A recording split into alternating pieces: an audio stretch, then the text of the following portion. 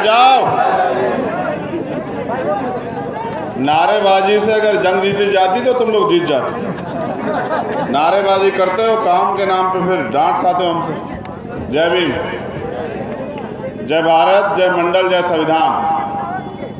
सबसे पहले यहाँ के आयोजक कमेटी को बहुत बहुत धन्यवाद कि उन्होंने हमें अवसर दिया यहाँ आने का और इतना अच्छा प्रोग्राम यहाँ किया, क्योंकि वास्तविकता में बहुत कमी है समय की।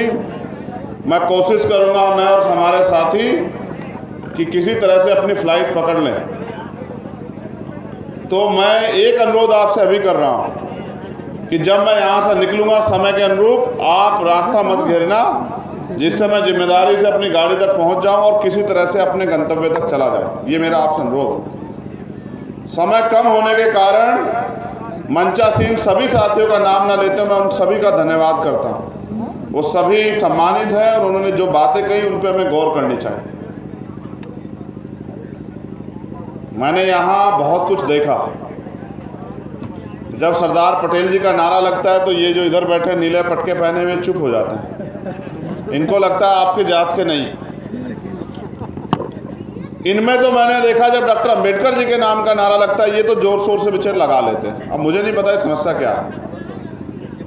मैं पूरे संघर्ष से जो समझ पाया, मैं उस पर अब बस 10 मिनट आपसे बात करूँगा। बाकी बात सम्मानित हमारे MP साहब ने, सरदार सेना के अध्यक्ष जी ने, हमारे सम्मानित विधायकों ने, हमारे साथी अमर सिंह जी ने और मेरी तरह नीरज भाई ने बस आपसे वही 2-4 अपीलें की, वही मैं आपसे करने वाला हूँ। बहुजन समाज में जो समय समय पे संत गुरु महापुरुष जन्मे, मैं उनको सबको नमन करते हुए, क्योंकि ये सरदार पटेल, महाराज सिंह भारती, भगवान बिरसा मुंडा और चौथे जो महापुरुष हैं जिनका जयंती समारोह हम लोग मना रहे हैं, मैं इनकी जात से नहीं, इनके कर्मों से, इनके संघर्ष से इनको जानता हूं। जात ना हमारे लोगों ने बनाई, ना हमारे लिए बनाई। जो खुद को अंबेडकरवादी कहते हैं उनको समझना चाहिए कि बाबा साहब अंबेडकर का पूरा कॉन्सेप्ट एलिमिनेशन ऑफ कास्ट, जिसकी बात नीरज भाई ने की, जाति पाति तोड़क मंडल के जो अध्यक्ष थे संत राम B.A. प्रजापति जी, जब बाबा साहब उनके प्रोग्राम में विरोध के कारण नहीं बोल पाए तो उन्होंने अपनी एक किताब में लिखा, उस किताब का नाम है एलिमिनेशन ऑफ कास्ट, जाति का बीज नाश। हमारे महापुरुष हमें क्या बना के गए और हम क्या बन गए। मैं छोटे मोटे विवाद पे नहीं जाता। लड़ो, लड़ते रहो, लड़ना सीखो, लेकिन उनसे भी लड़ो जिन्होंने आपके अधिकार छीन रखे। उनके खिलाफ भी मोर्चा खोलो जिनकी वजह से आप बेबसी, गुलामी, लाचारी, बदहाली का जीवन जीने के लिए मजबूर हो। सरदार पटेल ने देश को जोड़ा और हम दिल नहीं जोड़ पा रहे हैं। हम उनको, उनके वंशज खुद को कहते हैं, बताइए। हम बाबा साहब अम्बेडकर के वंशज खुद को कहते हैं, अपने 4-4 बच्चे कुर्बान करके, और हमें इंसान का जीवन जी दे के गए। जो खुद इंसानियत को महत्ता देते थे, हम उनके अनुयायी या भक्त क्या है, आप तय करो। मेरे पूरे संघर्ष को आज आपने प्रतापगढ़ में जीरो कर दिया। जब मैं आपको देखता हूं कि मैं रोज इस एकता के लिए लड़ता हूं, पूरे देश में जाता हूं, अन्याय अत्याचार खिलाफ झंडा बुलंद करता हूं, आपके सम्मान के लिए लड़ता हूं, आप उस सारे संघर्ष को आज मिट्टी में मिला दिया आपने प्रतापगढ़ में।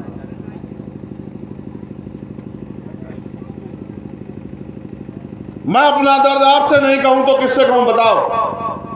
यहां सम्मानित हमारी माताएं बहनें बैठी हुई हैं, बुजुर्ग बैठे हैं, नौजवान साथी बैठे हैं। मैं आपके भरोसे तानाशाही भारतीय जनता पार्टी की सरकार से आंख मिला के जो है, सीना जो है सामने करके लड़ रहा हूं, और आप लोग आपस में लड़ रहे हो। वाह, फूलों की नहीं, जूतों की माला भेंट कीजिए हम सब लोगों को, क्योंकि हम आपको एक करने के लिए लड़ रहे हैं और आप एक होना नहीं चाहते। आपकी एकता के लिए बाबा साहब अम्बेडकर कह के गए कि ये दलित पिछड़े वर्ग के लोग अगर एकजुट हो जाएं, जो भाषण उनका लखनऊ में था,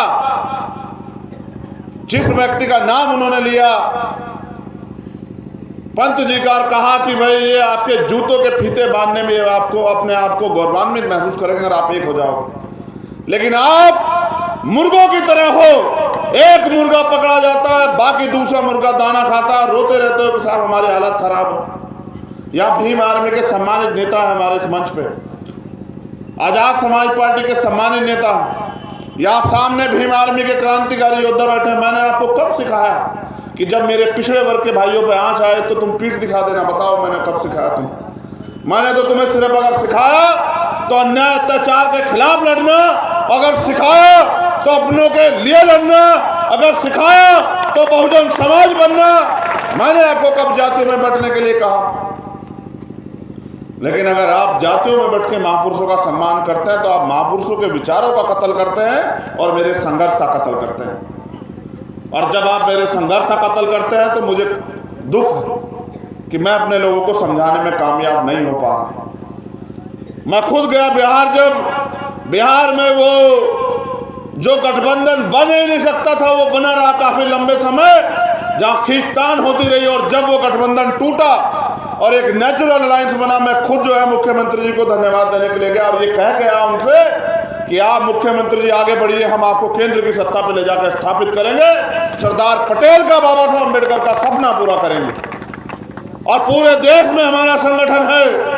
और आप जानते हैं तमाम लोग जो साथी मुझे देखते हैं, भीम आर्मी आजाद समाज पार्टी काम को देखते हैं कि हम यहाँ राजनीतिक विरासत अपने माथे पे सजाने के लिए, देश को बचाने, भारतीय संविधान को मजबूत बना के रखने, उसको लागू कराने की लड़ाई को लड़ रहे हैं।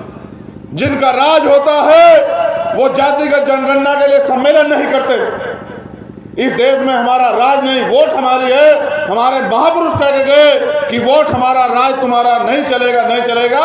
साहब काशी राम अपनी पूरी जिंदगी, महामना रामस्वरूप वर्मा अपनी पूरी जिंदगी, पूरा अर्जक संघ, बाबू जगदेव प्रसाद कुशवाहा, प्यारेलाल यादव अपने जीवन की सारे जो है सुख सुविधा कुर्बान हमारे लिए करके गए। लेकिन अभी मुझे पटेल से लड़ना है, अभी मुझे कुर्मी से लड़ना है, अभी मुझे यादव से लड़ना है, अभी मुझे मौर्य साहब के कुशवाहा से लड़ना है। अरे जिनसे लड़ना है उनसे तो लड़ते नहीं हो।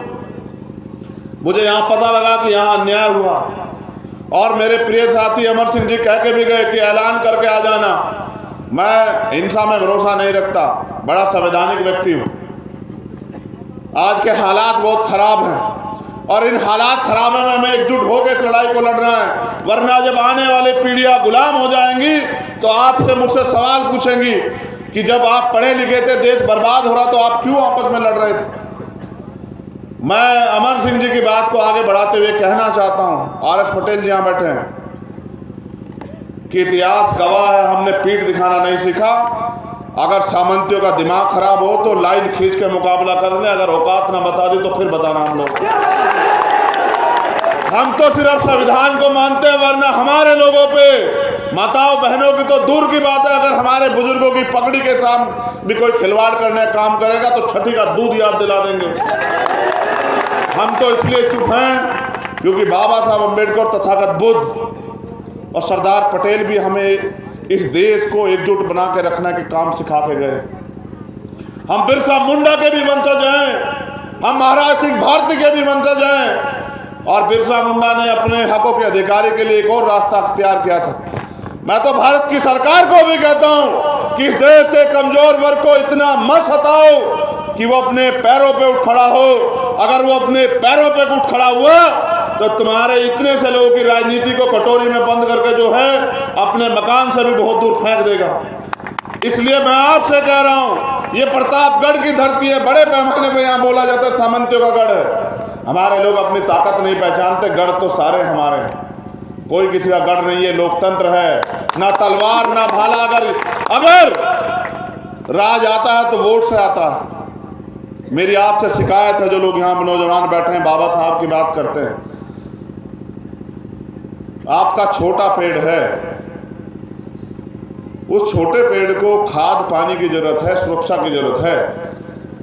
जी अब इस छोटे पेड़ को खाद पानी सुरक्षा देके आप वृक्ष बनाओगे तभी तो फल और छांव मिलेंगे। आज इस छोटे पेड़ को आपकी जरूरत है, कि आप इसके लिए दिन रात मेहनत करें और इन सामंतवादी, पूंजीपतिवादी, जो मनुवादी सरकारें यहाँ बैठी है, उनका मुंह तोड़ जवाब देने के लिए तैयार हो जाओ। क्या लगाना चाहते हो यहाँ? बाबा साहब का बोर्ड, सरदार पटेल साहब का बोर्ड, उनके विचारों पर मतलब चलना। जब सरदार पटेल और बाबा साहब अम्बेडकर एक दूसरे को समझते थे और एक दूसरे को आगे बढ़ाने के लिए कंधे से कंधा मिलाकर लड़ रहे थे, तो उनके वंशज यहाँ किस बात की लड़ाई लड़ रहे हैं? तमाशा मत बनाओ कि दो लोग तुम्हारा तमाशा देखें और मजाक बनाएं और हंसें और तालियां बजाएं कि देखो हमने इनको गुलाम बना के रखा और गुलाम आपस में लड़ रहे हैं। आपकी जिम्मेदारी ये है कि मिलके उनसे लड़ो जिन्होंने आपके अधिकार छीन रखे हैं।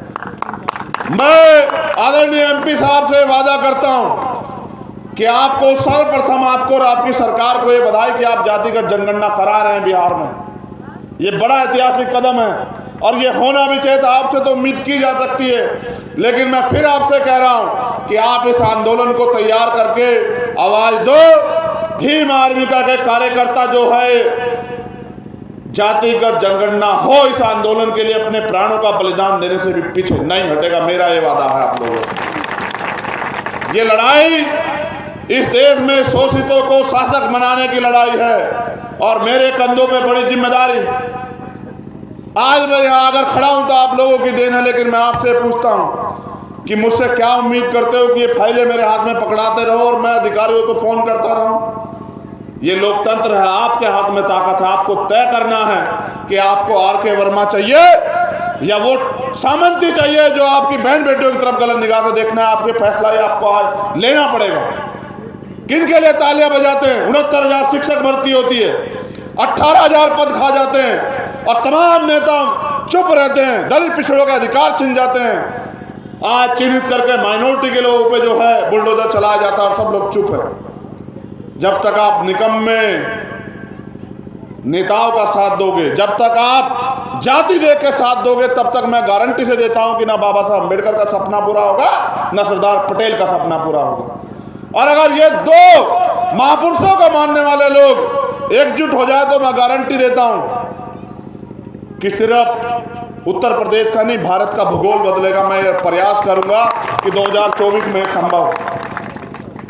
मैं फिर एमपी साहब से कहता हूं कि कहिए, करें ऐलान, बिहार के आदरणीय मुख्यमंत्री, हम देंगे सामंत शाही सरकार को जवाब और भेजेंगे उनको दिल्ली। वो करें ऐलान, हम सब लोग उनका साथ देने के लिए साथ है। हाथ उठा के बताओ, साथ दोगे या नहीं दोगे बताओ। उनके कार्यों की वजह से लोग उनसे बहुत प्यार करते हैं। मैं भी उनका दिल से सम्मान करता हूं। वो गलत पाले में थे तो उनके से विरोध भी दर्ज कराता, ये लोकतंत्र है। लेकिन मैं आपसे उम्मीद करता हूं, प्रतापगढ़ के लोगों, अगर वास्तविकता में इस लड़ाई को लड़ना, सरदार सेना के लोगों, भीम आर्मी के लोगों, अगर इस लड़ाई को लड़ना है तो एक दूसरे के हाथ पकड़ो, टांग मत पकड़ो। आपकी एकता ही हमें ताकतवर बना सकती है, वरना फिर एक मरेगा, दूसरा तमाशा देखेगा, फिर दूसरा मरेगा, तीसरा तमाशा देखेगा। ये खेल चलता रहेगा। आज बेरोजगारी, महंगाई, भ्रष्टाचार, तमाम सब चीजें जो है चल रही हैं, क्योंकि सब सत्ता के बदौलत। आपके आने वाली पीढ़ियों का इस देश में क्या होगा? संविधान की रक्षा की बात करते हो, संविधान की रक्षा संसद से होगी और ये मौका 2024 में आपके पास आ रहा है और आपको तय करना है कि आपको आर.एस. पटेल चाहिए या पटेल के नाम पे जो ठेंगा दिखाने वाले लोग हैं वो चाहिए। ये आपको तय करना है। एक तरफ वो लोग हैं जो लड़ना चाहते हैं और एक तरफ वो लोग हैं। देखो, मीडिया तो पूरे देश में बहुत सारा, नील पटेल को ही क्यों प्यार करते हो बताओ? ये तो YouTube से चलाते हैं, आप पे तो टीवी वाला मीडिया, फिर नील पटेल को क्यों प्यार करते हो? उसका कारण मात्र एक है कि जो लड़ रहा है उसका साथ दो। और मैं धन्यवाद देता हूं यहाँ की सरदार सेना की टीम का कि उन्होंने मुझे अवसर दिया, लेकिन इस अवसर को एक दिन में नहीं छोड़ना है। इस अवसर को आखिरी पायदान तक लेके जाना और तब तक लड़ना है जब तक या तो हम, जैसे हमारे यहाँ कहते हैं भीम आर्मी के लोग, विजय या वीर गति, क्या तो हम जीत नहीं जाते या फिर हमें जो है बलिदान प्राप्त नहीं हो जाता, तब तक हमें लड़ना है।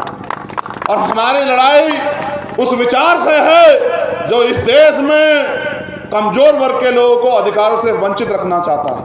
इसलिए मैं आपसे अपील करता हूँ। पुनः मंच का धन्यवाद और मेरे भीम आर्मी के वीर सिपाहियों का, आजाद सरदार सेना के वीर सिपाहियों का बहुत बहुत धन्यवाद। लेकिन याद रखो, इतिहास आपसे सवाल करेगा। कि जब इस देश को बर्बाद करने के लिए भारतीय जनता पार्टी के लोग घूम रहे थे और थोड़े थोड़े अवसर देके आपको लूटने काम कर रहे थे, तब भीम आर्मी सरदार सेना के लोग क्या कर रहे हैं? अगर तुम आपस में नहीं एकजुट हो पा रहे हो तो फिर क्यों उम्मीद करते हो कि समाज एकजुट हो जाए? तुम तो अग्रणी हो ना, जो लोग टोपी लगाए, नीला गमछा पहने, आप तो नेता हो ना समाज के। अगर आप एकजुट नहीं हो तो समाज कैसे एकजुट हो जाएगा बताओ?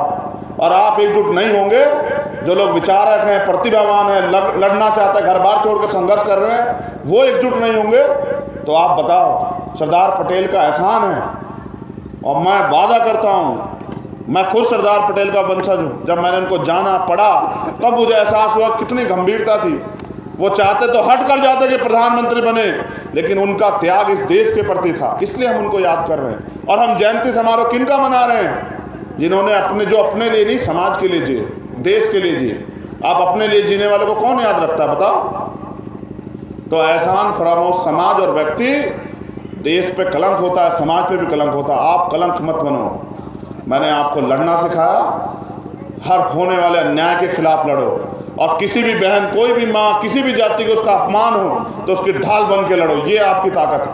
यही सिखाया हमें बाबा साहब अम्बेडकर ने। तो बहुत बहुत धन्यवाद। क्योंकि मेरा समय हो गया, मैं निवेदन करूँगा ये वाला रास्ता खाली कर दो। देखो भाई, मैं सिपाही हूँ, मैं भाग के चला जाऊँगा, आप रास्ता खाली कर दो।